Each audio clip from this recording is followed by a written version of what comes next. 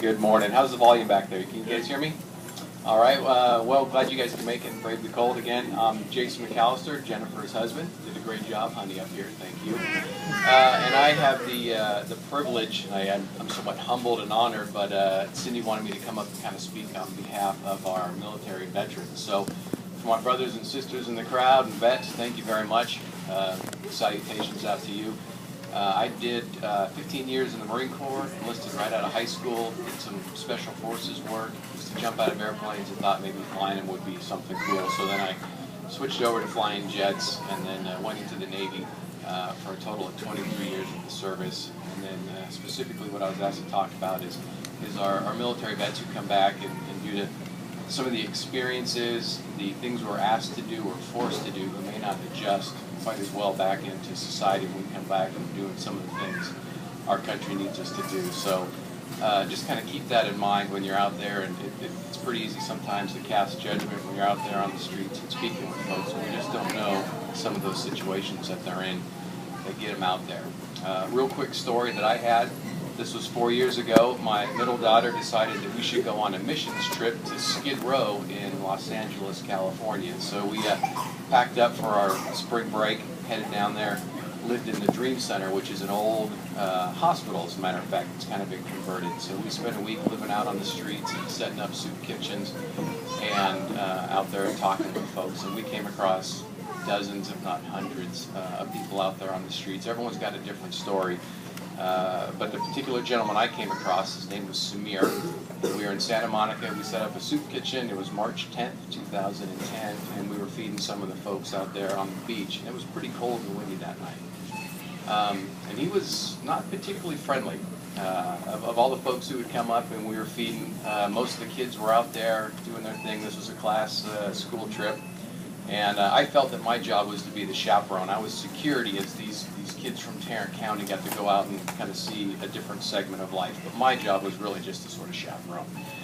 So this one particular gentleman was off in the corner, and he was eating, and the kids would come up to try to start a conversation just to kind of reach out to these folks, and he would sort of shoo them away. Yeah, he's not the friendliest guy or too appreciative, but so at some point, and he had a pretty mean scowl on his face, so everyone was kind of keeping their distance, so I decided I was going to go up and talk to him. And it took a while to kind of break through the ice, but started speaking with the gentleman, and it turns out he was a vet, he was homeless, and I guess the kicker is he was from the Iraqi Republican Guard. So here our second encounter, and not but a few short years before, this guy would have been my enemy when I was out there, and he basically had been worked with the CIA and had sort of switched sides there and helped us out, and for that they have an amnesty program that brought him back here to the States to just barely get him started and then kick him out into American society, and at some point hadn't gone so well for him. So I found myself there with him. We gave him a meal. He kind of gave me a story, and he needed a little bit more, and at that point I really wasn't ready to kind of break out my wallet and start, hey, we're here to provide food and maybe a lending ear, shoulder to cry on, and that was about the extent of it. Besides, I was there as the chaperone.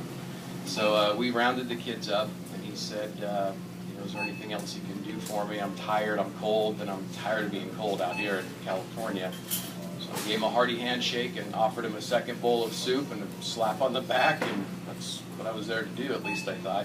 So we gathered the kids and we headed up to the 3rd Street Promenade, because after our class had done that great work for the community, we were going to take them to Starbucks. And it was at that point, it's like, oh, I blew it. I mean, you ever have God kind of tap you on the shoulder and go, hey, that was your mission, by the way. You weren't just here to watch the kids. You also have a role in this.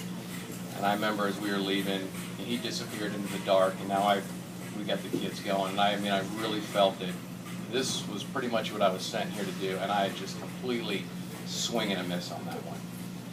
And God pretty much hounded me, didn't leave me alone for that whole deal. So we got the kids in and got them hot chocolate, and I just remember in the back of my head, man, this was it, and I missed it. So I actually couldn't let it go. We had some other chaperones there, and I walked outside and found an ATM of all things inside of a shoe store in the 3rd Street Promenade in Santa Monica. So I got some money out, and then you start pleading with God like, if you give me another opportunity, I promise I won't miss this one. Come on, let me come across this guy's path one more time. I know what I'm supposed to do. But we were, you know, maybe a mile away from where we saw him. He was on the beach, went one way. We've now got the kids in the 3rd Street Promenade, which is a little upscale. You don't have a whole lot of homeless folks there. So we got the coffee, and I just remember, you know, I kind of blew this one.